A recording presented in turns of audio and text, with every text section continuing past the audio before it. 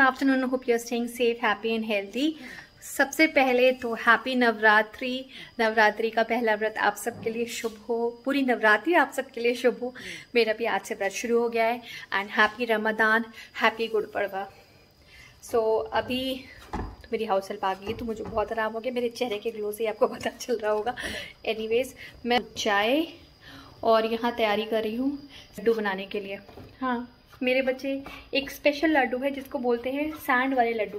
बताती हूँ मैं आपको कि वो किसे बोलते हैं, सैंड वाले लड्डू। लड्डू बनके हो गए हैं तैयार, अब बाकी है। और ये हैं वो सैंड वाले लड्डू जो ये बच्चे कहते हैं। ये एक्चुअली आटे के लड्डू हैं। घी थोड़ा ज़्यादा पड़ गया है इसमें। आई होप कि जब ये थोड़ा ड्राई हो जाएगा तो सही शेप में आ जाएगा।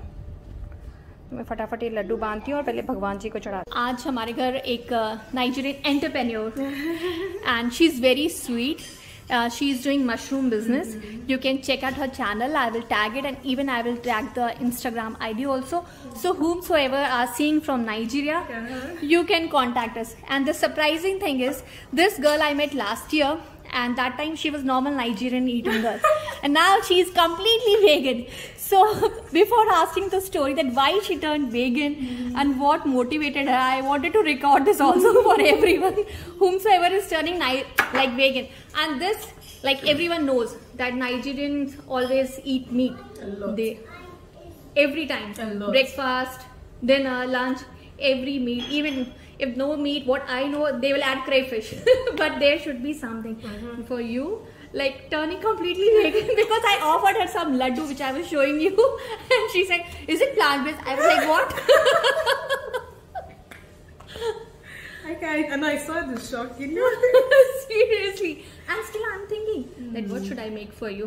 Don't worry, I will get something, because I will not let you go just drinking water like this only. Okay. So tell me, what forced you to become a vegan? Okay, well, I think for me that's always been in the pipeline, but it just never came to be. So as you know, I grow mushrooms, and it didn't just come out of the moon. I mean, I was asthmatic at age 7. Wow. So and the money was not quite there to go on with the conventional treatments.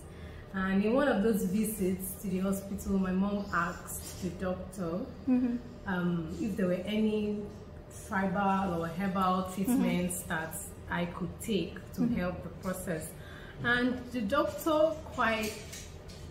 after some time, he said, well, we could try mushrooms, but he knows mushrooms aren't common. Yes. Or if we could get mushrooms and incorporate into my diet over time, it would help. And we already knew mushrooms was a thing we go once in a while in the rainy season, in the bush, on decaying wood and things like that. And one very common tree was mango trees. We knew it loved to grow on decaying mango trees. So what we did, we fed our mango tree, watered it a whole lot, and after 2 years, edible mushrooms began to grow.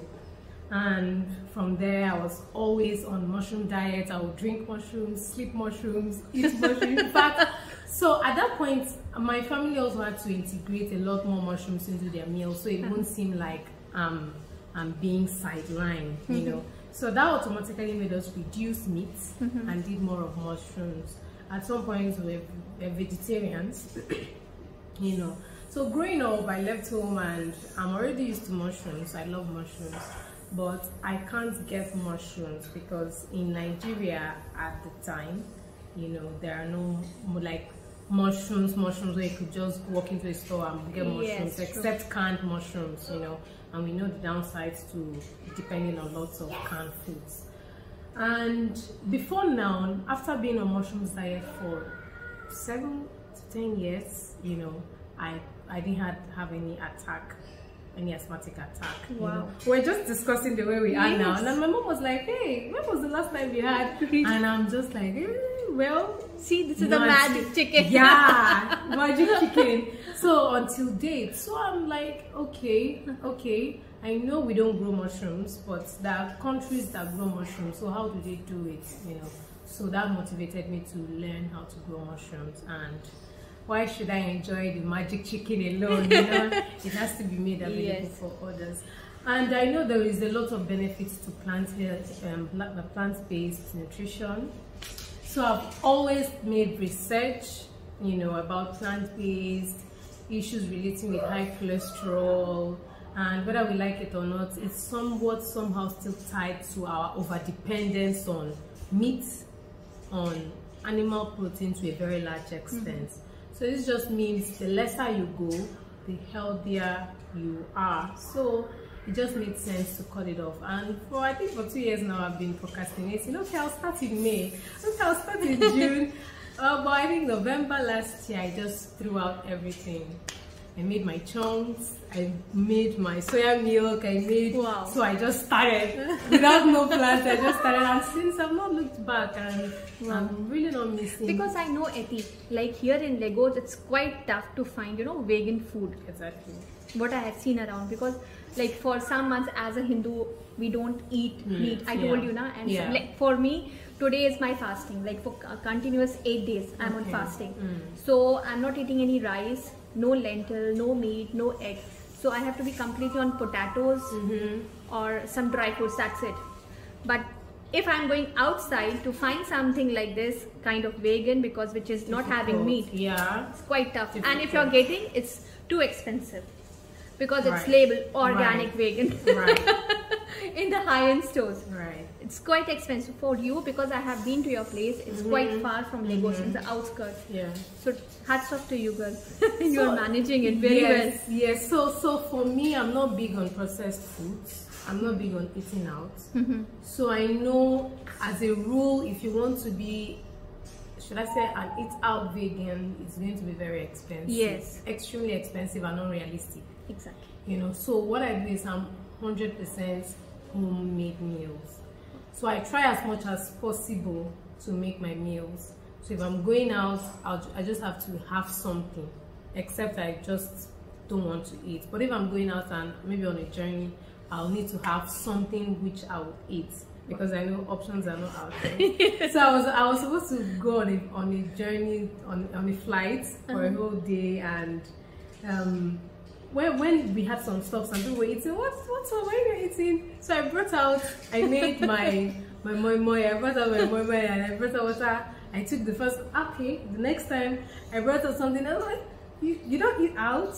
Are you? I said no, don't worry. And when I said I'm vegan, everyone was like, I will die. I'll literally die. In fact, if I see meat, I'll be shaking. I said no. It's actually a mindset thing. And once you just make up your mind that this is not food for me. Yes. If this whole place is filled with chicken, it's not food for me. This is the willpower. Actually, I should say that your willpower is very strong. Growing as a Nigerian kid, living in Nigeria, you have a very strong willpower to control yourself. True, because even the support from family members and friends is not there. Yes. So instead of supporting you, you get taunted a lot.